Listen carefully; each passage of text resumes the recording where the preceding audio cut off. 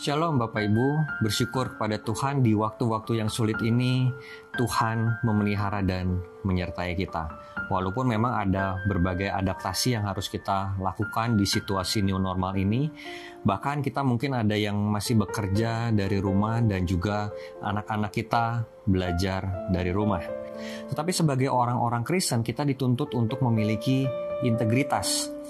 Dalam Kolose 3 ayat 22, hai hamba-hamba, taatilah Tuhanmu yang di dunia ini dalam segala hal, jangan hanya di hadapan mereka saja untuk menyenangkan mereka, melainkan dengan tulus hati karena takut akan Tuhan. Dan ayat 23-nya berbunyi demikian, apapun juga yang kamu perbuat, perbuatlah dengan segenap hatimu seperti untuk Tuhan dan bukan untuk manusia.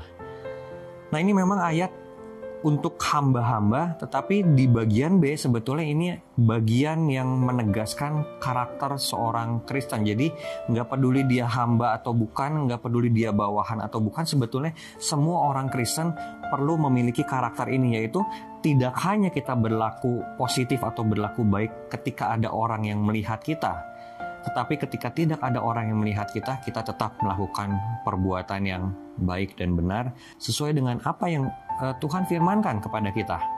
Apa yang Tuhan firmankan? Segala sesuatu yang kita perbuat itu, perbuatlah dengan segenap hati seperti untuk Tuhan.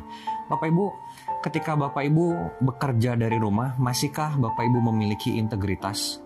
Atau malah di rumah hanya bermalas-malasan atau mengerjakan urusan lain, padahal kita masih menerima tunjangan penuh dari perusahaan atau dari lembaga tempat kita bekerja dan mengabdi?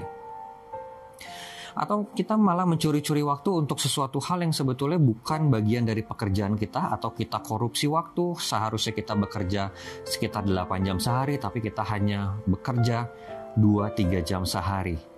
Bukankah ini suatu bentuk ketidakjujuran? Dan ini kita lakukan di belakang atasan kita, di belakang dari orang-orang yang mempunyai otoritas atas kita. Seorang Kristen tidaklah seharusnya berbuat demikian.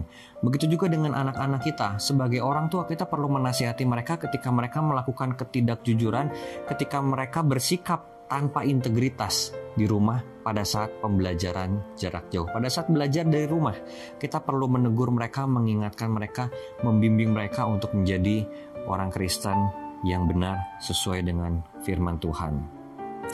Jadi Bapak Ibu, mungkin kita masih akan menjalani waktu-waktu yang tidak mudah di dalam new normal ini. Mungkin masih ada yang bekerja dan belajar dari rumah, tetapi ingatlah selalu bahwa kita dituntut, orang-orang Kristen dituntut untuk memiliki integritas.